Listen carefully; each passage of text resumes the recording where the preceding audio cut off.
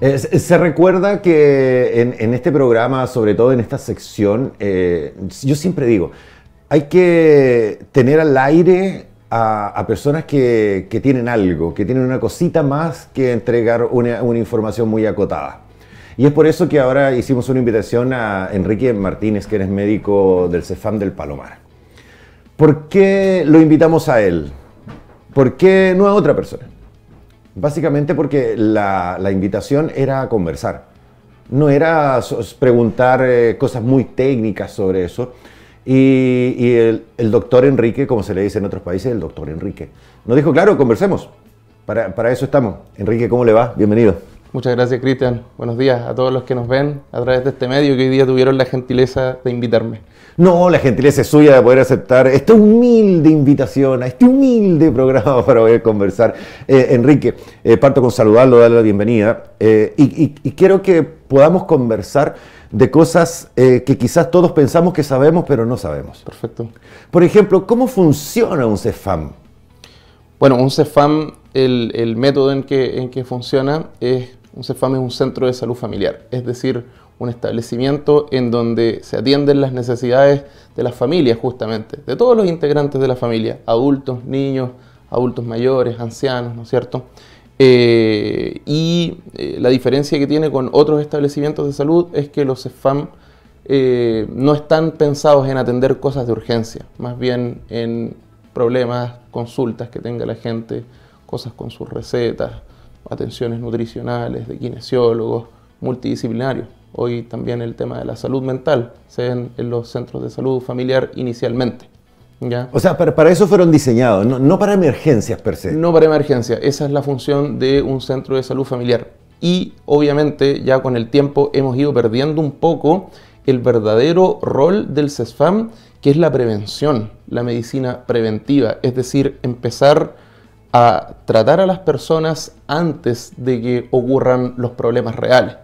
Eso se ha ido perdiendo un poco y lamentablemente los CEFAM hoy día están siendo más bien una extensión de los hospitales, lugares en donde ya se trata a gente con enfermedades más avanzadas, a pesar de que no es la idea, siempre ha sido la idea mantener el enfoque preventivo.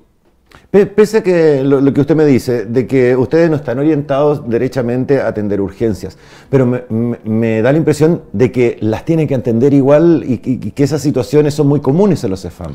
Naturalmente en un CEFAM pueden ocurrir situaciones de urgencia, puede ser el primer lugar de establecimiento de salud en donde un paciente consulte con algo que sea urgente, porque es importante también destacar que además de los CEFAM existen los SAPU, que vendrían a ser servicios de atención primaria de urgencia, es decir, un anexo del centro de salud familiar en donde efectivamente se ven cosas de urgencia que tienen una gravedad menor a las que se ven en un hospital, por ejemplo, o en un SAR, que es un servicio de alta resolutividad. ¿Ustedes en los CEFAM están capacitados para tratar qué tipo de dolencias?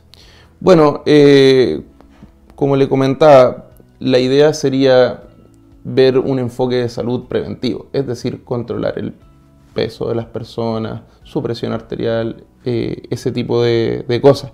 Y más allá de eso, pacientes que ya tienen diagnósticos de manejo de atención primaria como hipertensión, diabetes, problemas de artrosis, depresiones leves, cosas de ese tipo son las que normalmente se ven en un CEFAM. Los controles de los niños, ¿no es cierto? Muchas veces los niños están sanos, pero por normativa ministerial y calendarización a ellos le corresponden controles de salud periódicos. Doctor, quiero llevarlo a un tema y tal vez le estoy pidiendo una apreciación personal. En Chile hemos visto que hemos cambiado de distintas maneras. Hemos visto, por ejemplo, de que hay personas que agreden a bomberos cuando llegan a apagar un incendio. También hemos visto gente que busca atención médica con una pistola en la mano. Hemos visto agresiones a doctores, agresiones a personal paramédico. Usted, a modo personal, ¿por qué cree que eso está sucediendo? Mire, yo creo que aquí hay algo bien circunstancial. Yo creo que los momentos por los que ha pasado el país en el último tiempo han sido momentos difíciles. Yo creo que estamos todos un tanto irritados, por así decirlo. ya sea por los años que estuvimos en cuarentena, en aislamiento, por la pandemia del COVID, ya yendo un poco más atrás por el tema del estallido social. La vida cada vez está más cara, cada vez se hace más difícil llegar a fin de mes. Entonces ahí usted tiene circunstancias que a todos de a poco nos van irritando, y lo peor de todo es que no estamos siendo conscientes de eso.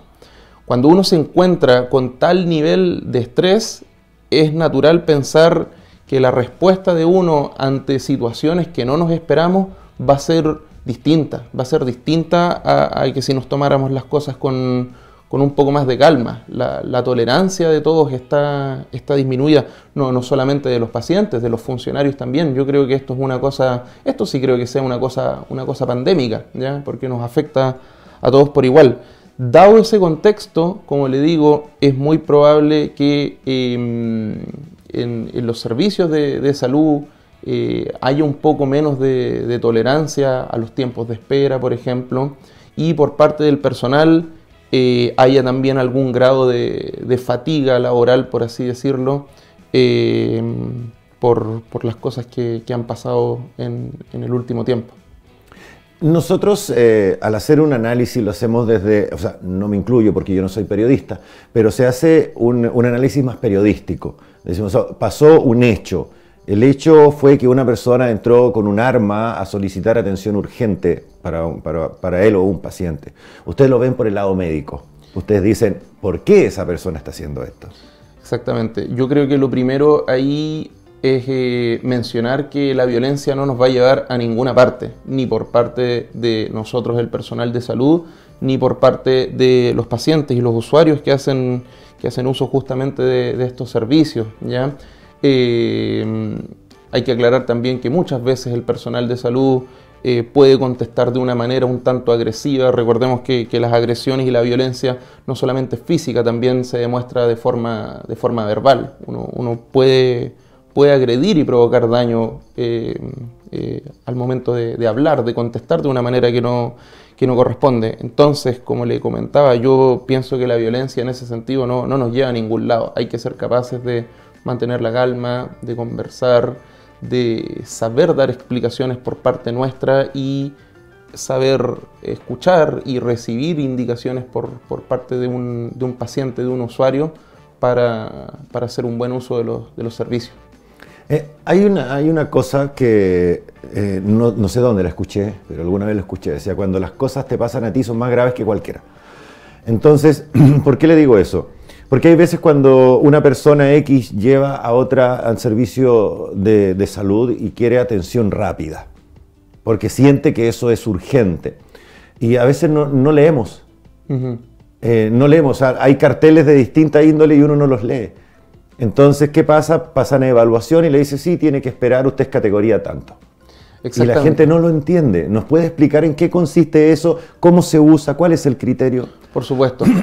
Cuando un paciente acude a un servicio de urgencia, ya sea a un servicio de atención primaria de urgencia o a una urgencia un poco más sofisticada como la del hospital, por ejemplo, este paciente es evaluado inicialmente por personal capacitado, personal técnico de enfermería. Esa evaluación consiste en principalmente consultar por qué motivo viene la persona y además una toma de signos vitales. Los signos vitales son fundamentales en ese sentido, ya que en base a eso es de donde nace el sistema de categorización, que va del C1 al C5, siendo el 1 la urgencia más grave y la urgencia 5 la no tan grave o derechamente algo que no es urgente. ¿Qué se considera grave? Bueno, algo que se considere grave, por ejemplo, accidentes en donde alguien tiene un corte y pierde sangre derechamente, adultos con dolor de pecho, con características específicas que hagan sospechar de algo grave como un infarto o algún accidente cerebrovascular, niños con fiebre alta que convulsionan, por ejemplo, ese tipo de niños con deshidratación, ese tipo de circunstancias ya se considera grave. O sea, llegan, es una manera de decir, por cierto, llegan y hay que atenderlos enseguida. Exactamente, ahí el sistema de categorización del que le hacía mención establece tiempos específicos en que cada persona tiene que ser atendida, siendo por ejemplo la categoría C5, que es la menos urgente, un tiempo de atención no definido, que puede superar incluso las 4 horas, y el C1, que vendría a ser la categoría más urgente, una atención inmediata. Ese paciente no espera. Cuando usted habla del C5, ahí estamos los dolores de cabeza, un dolor estomacal, digamos, sin mayores síntomas. Exactamente. El C5, para que me lo entienda, vendrían a ser padecimientos comunes que en estricto rigor no tendrían mayor indicación de ser vistos en un servicio de urgencia. Se trataría más bien de un paciente en que no habría ningún problema en que esperara al día siguiente y acudiera a su centro de salud familiar para ser atendido por un médico. Es muy común, y qué bueno que usted esté acá para poder hablar ese tema, es muy común que en las redes sociales, estas mal llamadas funas, fui a tal centro de salud y me mandaron a la casa por decir una cosa, con una aspirina, y la persona empeoró. Sí, las funas son algo que se está haciendo común. Ahora los medios digitales, redes sociales, teléfonos son tan disponibles que no cuesta nada uno dar a conocer una opinión, una circunstancia que le haya ocurrido. Pero recordemos que, como en todas las cosas, siempre hay dos versiones. Una cosa puede ser lo que una persona comenta que le pasó, pero como le digo, hay que recordar que detrás de esa historia también hay una versión de los funcionarios, ¿ya? Si se hicieron las cosas de tal forma, normalmente hay un motivo fundamentado, un motivo justificado por parte de los profesionales y técnicos que vieron a esa persona. Nosotros en este programa, en este espacio, siempre tratamos de ir desmitificando cosas, pero a la vez nos gusta hablar con la verdad, lo que se ve. Y no vamos en este rato porque usted esté acá a defender los CEFAM, ni tampoco vamos a decir, no, nunca más hablamos de los CEFAM cuando hay alguna normalidad, que creo que es parte del juego, digamos. Pero le quería contar una situación. Hay un doctor, el cual es chileno, vivió mucho tiempo en Venezuela, trabaja en un CEFAM, y nos contaba que él tuvo un altercado con una paciente que decía: estos extranjeros tales por cuales no tienen idea lo que están recetando, y lo querían funar por las redes sociales. Cuento corto, él lo único dijo: yo no entiendo qué doctor extranjero es porque yo soy chileno. Viví tantos años, yo me capacité en Venezuela, pero soy chileno, mi carnet dice que soy chileno. Aquí quiero llegar con eso, que de repente el desconocimiento para nosotros, los usuarios, nos hace, a ver, ¿cómo se lo puedo plantear? Los chilenos a veces pensamos de que todo lo chileno es bueno y lo de afuera es malo. Pensamos eso, no sé por qué, pero para algunas cosas, para otras los chilenos pésimos y los extranjeros mejor. Exactamente. Pero, ¿por qué? Y es lo que quiero, es que estoy tratando como de adornarlo para no ser tan violento con la pregunta, pero mejor es decirlo de frente. Las personas que estudian en el extranjero, que son doctores o especialistas, tienen que rendir el UNACOM. Correcto. Pero la gran queja de los que dan la prueba es: esto es tan difícil que me da la impresión de que es una prueba para que no la apruebe nadie, sino que solo se queden los chilenos acá. ¿Qué piensa usted referente a eso? A ver, bueno, es difícil la pregunta, y por lo demás es un tema que no le atañe a usted porque usted es local. No, y que causa división, yo creo que tanto en los pacientes, en los usuarios, como también en nosotros los profesionales de la salud. Recordemos que el EUNACOM, tal y como dice usted, viene a ser una especie de filtro.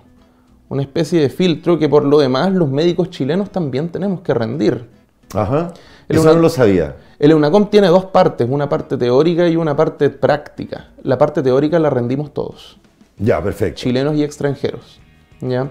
Los extranjeros además por lo general tienen que rendir una parte práctica. Existe la posibilidad de que esa parte sea el verdadero filtro, la parte más difícil. Eso sí que lo desconozco porque comprenderá que a mí no me tocó rendir esa parte del examen. En ese sentido, el EUNACOM es el filtro que tiene el Ministerio para definir qué tan capacitado se encuentra un colega para atender en nuestro medio, ¿ya? Ahora, el EUNACOM mide cosas muy específicas, muy puntuales, que además se entiende que un colega que no fue formado en Chile pueda tener algún grado de dificultad. Es más, dentro de la prueba hay preguntas que tienen que ver con la epidemiología nacional, algunas cosas históricas, incluso de medidas de salud que se han tomado en gobiernos anteriores, por ejemplo, que por lo demás un extranjero no tendría por qué manejar esos temas, ¿me entiendes? Sí, claro. Yo creo que como en todo orden de cosas, naturalmente hay médicos chilenos que pueden ser muy buenos y otros que no tanto, o tal vez no tan profesionales, al igual que en cualquier otro país, ¿ya? Entonces, ¿a qué quiero llegar con esto? Yo conozco médicos extranjeros que son muy buenos profesionales, muchos son especialistas destacados incluso, que cumplen una labor importantísima en desaturar los sistemas de salud en Chile. A ese punto quería llegar. Muchas veces hay falta de especialistas, de subespecialistas, que Chile no ha tenido la capacidad de formar y de llenar ese vacío. Muchos extranjeros han venido a llenar ese espacio, a contribuir con lo que ellos saben. ¿Me entiendes? Doctor, le quiero hacer una consulta. Por supuesto. Cuando la persona, Enrique Martínez, sale de la escuela de medicina, tiene su título, ¿por qué decide trabajar en un CEFAM? ¿Por qué no una clínica? ¿Por qué no poner su propio lugar de atención? Sino que entra al sistema público y específicamente un CEFAM. ¿Por qué? Perfecto. Bueno, yo salí en un periodo bien complicado temporalmente hablando, digamos. Yo salí prácticamente en medio de la pandemia. Cuando yo egresé como médico, bueno, busqué varias alternativas de qué es lo que podría ser mejor para mí en ese sentido, cómo podría yo contribuir a los sistemas de salud. Y ahí fue donde me encontré con este programa que se llama el EDF, que es la etapa de destinación y formación. Es un programa que muchos colegas toman una vez titulados, ¿ya? Aprovecho mandar un saludo para todos mis colegas de la etapa de destinación y formación del EDF aquí en la región de Atacama. ¿Alguno en particular? No, para todos por igual. Todos son colegas extremadamente profesionales y comprometidos con Pero la doctor, juegueselo con el Yunta, que era su amigo. Vamos a mandar un saludo para el colega nuevo que se incorpora en el CEFAM de Palomar, el doctor Diego Roa. Él es copiapino y decide posteriormente a terminar su carrera cumplir su etapa de destinación y formación en el CEFAM de Palomar. Ve, o sea, había que jugársela, siempre uno tiene un amigo, el que lo apaña a uno. Un saludo para el colega nuevo, le deseo lo mejor en esta etapa, en estos años que le va a tocar atender en nuestro CEFAM. Pero, doctor, y en adelante, ¿usted quiere seguir trabajando en esta área? ¿Quiere cambiarse al rubro privado? Uno toma la etapa de destinación y formación primeramente porque le gusta la atención de personas, ¿ya? Porque uno quiere contribuir, y la idea de este programa es que uno, al contribuir con su trabajo en algún lugar, en algún rincón de Chile en donde haga falta la atención médica, posteriormente uno sí tiene la posibilidad de postular a un programa de formación de especialista. A ver, lo quiero llevar a otro ámbito y creo que nos va a servir a todos. Ahora por la televisión por cable uno puede ver la doctora tanto, que ve casos, no sé, de personas con obesidad mórbida, ve casos de doctores que tienen programas y hacen cirugías estéticas, donde tienen unos pabellones fantásticos, donde tienen medicamento para todo y todo tiene solución. Pero nunca hablan del precio, por cierto. ¿Será que de repente, como digo yo, nos pasamos mucho a tele y pensamos que de repente cuando vamos a un centro de atención como el CEFAM vamos a encontrar algo parecido a lo que vemos en televisión? ¿Puede que haya una influencia por ese lado?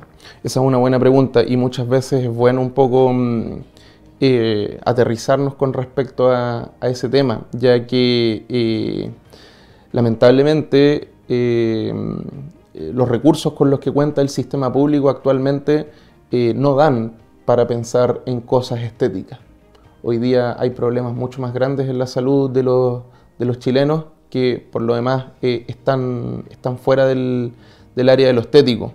Poniéndolo de una forma más simple, un poco más fría puede sonar, nadie se muere por problemas estéticos. Por lo tanto, es una prioridad muy baja que tiene el sistema. ¿Ya? Hoy día, la prioridad del sistema de salud está enfocada en los problemas que realmente nos están matando, como las enfermedades cardiovasculares, el cáncer, por ejemplo, en ese tipo de cosas. Doctor, lo quiero llevar ya al rubro que usted se desenvuelve.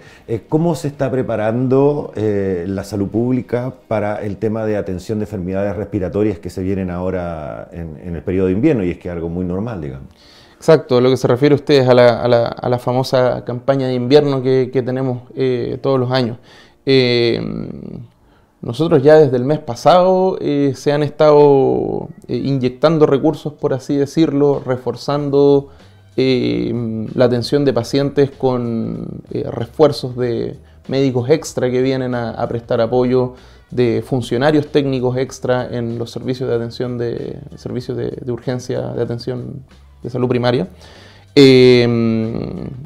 Esa vendría a ser la primera medida. El adelanto de la campaña de vacunación de influenza, seguir reforzando el tema de la vacunación del COVID, al menos con las primeras 4 dosis, que sería lo ideal. Y de esa forma es como ya nos vamos preparando para empezar a recibir el frío, ¿cierto? Las enfermedades respiratorias, principalmente de los niños y adultos mayores que son tan afectados en esta época del año.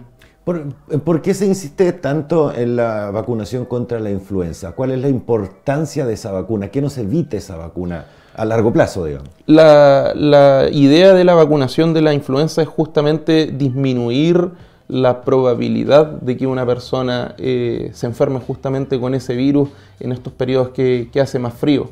Y en caso de que esta persona, se enferme, la idea es que los síntomas sean mucho más leves que los que padece una persona que no está inmunizada. Es una medida en que nosotros nos cuidamos y además una medida en que cuidamos a los demás, ya que al estar protegidos contra la influenza disminuimos el riesgo de enfermar a nuestros seres queridos, adultos mayores y niños pequeños.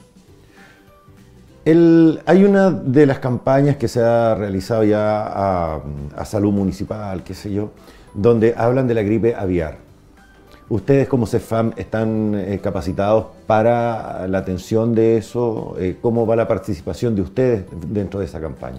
Sí, lo que se ha hecho en el CEFAM, en todos los CEFAM de la comuna, ya que son indicaciones que vienen incluso desde el Ministerio de Salud, tiene que ver principalmente con el desarrollo de protocolos, con estrategias para pesquisa oportuna y derivaciones en los casos de que haya sospecha no solamente de gripe aviar, sino que de otras enfermedades también que no son tan comunes, pero que en cualquier momento en que aparezca uno debería estar preparado para reconocerlo oportunamente. Cuando usted está en un turno, cuando el equipo, digamos, está en turno, ¿qué tipo de enfermedades son las que más consultan los pacientes en los CEFAM? Bueno, en esta época ya estamos a mediados de mayo, ¿cierto? En los SAPU, lo que más se está viendo son consultas respiratorias, ¿ya? Principalmente respiratoria alta, lo que son resfríos, laringitis, cosas de ese tipo. Le quiero hacer una pregunta. Tal vez va a sonar ridícula la pregunta, pero no quiero perder la oportunidad de hacerlo. ¿Ustedes atienden a personas, a ver cómo decirlo para que no suene tonto en realidad? Porque no sé si la palabra es hipocondríaco, personas que siempre están yendo a los centros de salud pensando que están enfermos. ¿Eso es frecuente? ¿Se da ese caso o es solo un mito? No, eso sí existe, existe. Yo le mentiría si le dijera que es la mayoría de los casos. Afortunadamente se trata de una estadística muy minoritaria, pero es algo que existe, en nuestro CEFAM, es algo que debe existir en el hospital, es algo que debe existir en el resto de los CEFAM de la comuna, ¿ya? Ahí lo importante, a mi criterio, es tranquilizar a las personas. Obviamente, si existe la sospecha de que hay algún padecimiento, bueno, realizar el examen físico correspondiente, la anamnesis correspondiente, exámenes de laboratorio si es que se estima necesario, y poder explicarle a esa persona con argumentos, con fundamentos, de que goza de un estado de salud bueno, o en el caso de que realmente se pesquise alguna alteración, alguna cosa que llame la atención, educar y indicar los tratamientos que sean necesarios. ¿Sabe que me acaba de llegar una pregunta que viene por las redes sociales? Dice, ¿me puedo poner vacuna contra la influenza si estoy con bronquitis? Bueno, no es recomendable administrar vacunas en personas que están pasando por un cuadro agudo. En ese sentido, la principal como complicación que podría presentar sería en el caso de estar con fiebre. Eso es lo que uno recuerda primeramente cuando pensamos en vacunas estando enfermo, ¿ya? Si es que es un resfrío común, que la fiebre ya pasó, ya va en vías de recuperación, no habría ningún problema con inmunizarse. Habría que ver en qué va la bronquitis de esta persona para ver si es recomendable. Pero a grandes rasgos yo creo que lo mejor sería tal vez esperar un par de días a que el cuadro desaparezca para poder ir a inmunizarse de forma segura. Acá me dice, siempre tomo los mismos medicamentos, entonces me automedico, dice. Nunca es bueno automedicarse, esa es la verdad de las cosas. Así que en ese sentido sería recomendable que la persona acuda para atención médica, una evaluación y darle la recomendación que corresponda. Doctor, aprovechando que usted está acá, hay que sacarle el jugo, ¿no? Oh, por supuesto, está bien. Después me da la boleta y todo. No. No, doctor, sabe que le quería hablar de un tema que no sé si es una percepción, pero no quiero perder la oportunidad de hacerlo. La gente ahora dice, me estoy resfriando más y me está dando más fuerte. Antes no me daba tan fuerte. ¿Esto por qué tiene que ver? Quizás porque usamos mascarilla durante mucho tiempo y durante años no nos resfriamos. ¿Puede ser eso o hay algunas variantes nuevas de resfríos, qué sé yo? Claro, al respecto yo desconozco de si hayan estudios o alguna evidencia fuerte que tenga que ver, pero así como lo plantea usted, es algo lógico de pensar. Tal vez tanto tiempo sin enfermarse, aislados, sin enfermarnos, puede que haya disminuido nuestra inmunidad, nuestras defensas de alguna manera. Eso es algo que vale la pena al menos reflexionar, ¿cierto? Recordemos también que la edad es un factor muy importante en ese sentido. Las defensas de un adulto mayor no son las mismas que las que tiene un paciente joven, entonces ahí hay otra posibilidad también. El paso de los años nos va ¿Era necesario ese comentario? No, ¿Era necesario? No. ¿Eso fue personal? No, olvídese. Yo aprovecho de aclararlo porque hay que reconocer las limitaciones. Sí, claro. Otra cosa que yo también pienso que nos ha afectado demasiado es el deterioro de nuestros hábitos de vida y la alimentación, ¿ya? En ese sentido, mantener una alimentación sana y las vitaminas que hagan falta para mantenernos sanos, con una inmunidad adecuada. Tenemos dos preguntas. La primera, ¿cómo estamos con el tema de COVID? ¿Hay mucha demanda en el CEFAM referente a COVID, afectados de COVID? Si bien las consultas por padecimientos respiratorios se han mantenido, bueno, igual en este último tiempo, la verdad de las cosas es que por temas puntualmente de COVID han disminuido. Pareciera ser que otro tipo de virus, otro tipo de agentes le han estado ganando terreno al COVID. Hace poco tuvimos el primer día, digamos, a nivel nacional en que no murió ninguna persona de COVID. Eso yo creo que es un ejemplo claro de que la letalidad, al menos de la enfermedad, ha ido disminuyendo. Eso, bueno, gracias al proceso de vacunación que ha impulsado el Ministerio y ya las medidas de autocuidado que todos fuimos capaces de ir siguiendo. Afortunadamente ya no es necesario que andemos con mascarillas en la calle, ¿cierto? Y ya se reserva solamente el uso de mascarilla para establecimientos en donde se presta atención de salud. Otro tema que a nosotros nos gustaría mucho informarnos es cómo está la ciudad de Copiapó Si es que usted me puede responder, bueno, Copiapó solamente está en el Palomar o lo podríamos enfocar al Palomar. ¿Cómo vamos con este tema de las transmisiones, o sea, las enfermedades de transmisión sexual? El síndrome de inmunodeficiencia adquirida y enfermedades asociadas a eso mismo. Bueno, con respecto a datos regionales o comunales, la verdad es que no me atrevería a darle una estadística, ya que es algo que no he revisado. ¿No lo maneja usted? Sí, al menos en nuestro centro, bueno, las enfermedades de transmisión sexual en el último tiempo han ido al alza, ¿cierto? En ese sentido siempre es importante recalcar la importancia que tiene la prevención de las enfermedades de transmisión sexual, el uso de preservativos, ¿cierto? Las consultas ginecológicas en el caso de las pacientes mujeres, ¿verdad? Y en el caso de los hombres, ante también cualquier alteración, cualquier sospecha que uno tenga, es importante también acudir para realizarse exámenes de rutina. Tengo una pregunta, son dos en realidad. Dice, si tengo fiebre, ¿con cuánto debo salir a urgencia? ¿40, 39? Esa pregunta es buena y la verdad de las cosas es que la respuesta depende, por ejemplo, depende de si se trata de un niño pequeño, de un adulto o de un adulto mayor. Mi recomendación para casos de niños, es decir, de población pediátrica, lo ideal sería siempre tratar de controlar la fiebre con el uso de medidas físicas, es decir, pañitos con agua tibia, abajo del cuello, de las axilas. A los niños también siempre ha sido seguro administrarles paracetamol, obviamente la dosis adecuada según el peso del niño, ¿verdad? Los adultos es algo similar, ¿ya? Sobre los 39 grados, 38, 39 grados sería buena idea consultar de forma ambulatoria o en un servicio de urgencia si es que la fiebre no ha bajado a pesar del uso de medidas físicas y medicamentos de venta libre como paracetamol o algunos antiinflamatorios, antipiréticos.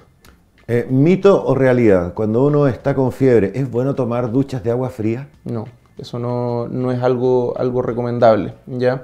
No es bueno someterse a golpes de temperatura tan extremos. El uso de paños con agua tibia basta y sobra, al menos en el caso de los niños, para poder tratar de regular un poco la fiebre y la temperatura. ¿Por qué se lo digo? Bueno, antes de salir al aire estábamos conversando algunos mitos que habían referente a la medicina, y ese es uno de los mitos. Ese es uno de los mitos, exactamente, lo de las duchas de agua fría. La verdad es que no es muy recomendado ni en niños ni en adultos, más bien acostarse, aplicarse algún paño con agua tibia, basta y sobra, ¿ya? La Coca-Cola es otro mito. Sí, también. La Coca-Cola para los niños en la fiebre no es recomendado, eso tampoco. La Coca-Cola lamentablemente no baja la fiebre, es más, el contenido alto de azúcar que tiene más provoca daños que ayudarnos. A lo mejor le baja la fiebre, pero le va a dar una gastritis horrible. Olvídese, pueden pasar muchas cosas. Doctor, usted escuchó un mito que era muy antiguo, que era de los 80, 90, que decía que cuando uno se insolaba tenía que colocarse jugo de tomate. Ah, ya, sí, esa también es bien recurrente también en las zonas rurales, el jugo de tomate. Las insolaciones son básicamente quemaduras de la piel, en el grado más leve que puede existir, pero quemaduras al fin y al cabo, ¿ya? El jugo de tomate o el tomate sabemos que es ácido. Es ácido. Es ácido, así que el efecto que va a tener el tomate o el jugo de tomate sobre la piel va a ser irritar aún más la quemadura que uno tiene. Lo recomendable sería aplicarse algo frío, una botella con agua fría, una toalla que uno colocó en el refrigerador por un tiempo. El hielo puede ser contraproducente, podría provocar una quemadura por frío también, pero de todas maneras, para las quemaduras que son simples, como dice usted, solares por insolación, colocarse algo frío es la recomendación, solamente eso, y no aplicar ningún tipo de producto, ya que podría empeorar el cuadro. Usted que es doctor, ¿cuáles son algunos de los mitos que sí son verdad? Algunos de los mitos que sí son verdad. O remedios caseros, porque le doy un ejemplo. Antiguamente, cuando uno tenía problemas al pecho, las mamás le colocaban un papel de diario y le echaban como esperma de vela, qué sé yo, y decían que eso era bueno para despejar los bronquios, por ejemplo. No sé si será cierto, un mito o qué sé yo. Pero hay algunas cosas que sí son ciertas. Hay algunas cosas que sí son ciertas. Principalmente los mitos aparecen en torno a cosas que tienen que ver con medicina natural. Estamos de acuerdo que hay un grupo de pacientes que son muy hinchas, por así decirlo, de las cosas naturales cuando estamos enfermos. Y en ese sentido hay algunas cosas que sí están demostradas o tienen algún grado de evidencia. Por ejemplo, el uso de miel para calmar la tos en niños pequeños. Ajá. Eso, por ejemplo, es algo que tal vez una receta de las abuelitas, por así decirlo. Pero sí, la miel podría tener algún rol en aliviar la tos en niños, eso sí. No ¿En niños? En niños, no en adultos. Hay un medicamento, o medicamento entre comillas, digamos, que siempre lo tenemos a mano todos en nuestra casa cuando dice problema a los bronquios, paltomiel. ¿Es efectivo? El paltomiel viene a ser más un jarabe de cosas más naturales. Recordemos que la tos es un mecanismo de defensa que tenemos nosotros para ir expulsando de la vía respiratoria las cosas que no nos hacen bien, las cosas que hay que expulsar. Por lo tanto, no es recomendable dar en niños al menos cosas para cortar la tos, y en los adultos tampoco. Ya el paltomiel viene a ser algo más natural que podría aliviar un poco las molestias de la garganta, pero como tratamiento de primera línea para bronquitis, la verdad es que yo no lo recomendaría. ¿Sabe qué? Lo voy a llevar a un tema que tal vez le resulte incómodo, pero como le decía recién, tengo que aprovechar que está acá. Dice, madre denuncia que en un Sapu Copiapino pidió escoger atención solo para 2 de sus 4 hijos que iban con síntomas respiratorios. ¿Por qué se da esa situación? No lo estoy responsabilizando ni al Sapu del Palomar, ni a usted como persona, pero ¿por qué razón podría haber sucedido eso? Ya, eso es algo obviamente que nosotros también hemos estado conversando a nivel del establecimiento. Yo ahí, creo tener un poco la idea clara de qué es lo que ocurrió. Antes que nada, recalcar y mencionar algo que no se menciona en esa noticia, es que finalmente los 4 niños sí fueron atendidos. Ya, ok. Eso es lo primero, es lo más importante de destacar, yo creo. En segundo lugar, al tratarse el SAPU de un establecimiento en donde se ven urgencias, lo primero sería considerar si de verdad 4 niños se presentan en el establecimiento con un motivo de consulta de urgencia. En ese sentido, por eso es importante la categorización, como le comentaba, ya para determinar si realmente lo que ocurre es una urgencia de riesgo vital. Sucede que, además de esos 4 niños, tienen que haber habido muchos otros pacientes. Entonces, al otorgar atención a 4 personas que realmente no tienen una urgencia, son 4 horas de atención que se le están restando a otra persona que sí pudiera tener una urgencia real. Es por eso que se da este fenómeno. Y siempre el mensaje es que si usted considera que la urgencia no es de riesgo inminente, tal vez sería mejor esperar al día siguiente con tiempo, consultar en su CEFAM o en algún otro lugar en donde la persona estime conveniente. Doctor, no es nuestra función, digamos, como se dice, lavar la imagen de nadie, porque no nos corresponde como medio de comunicación, pero sí nos gusta acercarnos a la verdad. ¿Por qué le digo eso? Es muy común que en un CEFAM alguien disconforme pesque un teléfono y fotografíe a alguien que está comiendo. Entonces, claro, uno dice, mira, en vez de estar trabajando, están comiendo. Uh-huh. ¿Y por qué le digo que no es nuestra idea lavar la imagen, pero decir la verdad? Sí. La ley del trabajo dice que usted no puede almorzar en su trabajo. Tienen que tener su sector habilitado para almorzar o comer. ¿A qué voy? Que la persona que toma la foto no se da cuenta que esa persona que está trabajando en el SAPU, que está trabajando en un CEFAM, está comiendo ahí para no perder tiempo y seguir trabajando y atendiendo a los que lo necesitan. Por eso me parece de muy mal gusto cuando eso sucede y hay una funa y dice, no, están comiendo en vez de atender o están descansando en vez de atender. Y nadie piensa de que tal vez esa persona está en un turno de 12 horas o turno de 24 horas. Ellos no lo saben. No saben de que la gente prefiere comer un par de cucharadas y seguir atendiendo. Pero hay alguien que no piensa bien, toma una foto y piensa que está siendo un justiciero social. Exacto, lo que usted menciona es muy cierto. Existe una probabilidad alta de que esa persona esté haciendo lo que esté haciendo por el motivo que usted lo dice. Pero en ese sentido también es importante destacar que los funcionarios de salud, en los CEFAM, en los SAPU, en los hospitales, contamos con horario para poder comer, contamos con los espacios para poder comer. Hay ciertas normativas y sobre todo en establecimientos de salud en donde está prohibido alimentarse en espacios donde que no están diseñados para hacer eso. Entonces, si bien el funcionario puede tener la mejor de las intenciones, como dice usted, de optimizar más el tiempo, de poder trabajar un poco más en la atención del paciente, es una situación que a mi criterio no debería ocurrir, ya que en primer lugar se puede prestar para malentendidos, para malinterpretaciones, como el caso que usted me comenta, y dos, porque derechamente no es salubre alimentarnos en un escritorio, en un lugar en donde se atienden personas. Para eso están diseñados los casinos, ¿no es cierto?, las salas de los comedores y esos espacios. ¿O será que de repente los usuarios pensamos que nos están atendiendo superhéroes, que no son personas? De repente a lo mejor pensamos eso. Y les exigimos cosas que a otra persona no se las exigiríamos, creo yo. Bueno, a mí la verdad es que me cuesta creer que alguien no tenga la capacidad de entender que nosotros también nos alimentamos, también tomamos agua, también vamos por eso van al baño como cualquier persona. Exactamente. Estamos de acuerdo que es importante mantenerse hidratado durante el trabajo, así que yo no veo ningún problema con tomar agua, una taza de té, ese tipo de cosas. Pero hay veces que dicen, ¿cómo van a estar tomando té en vez de estar atendiendo?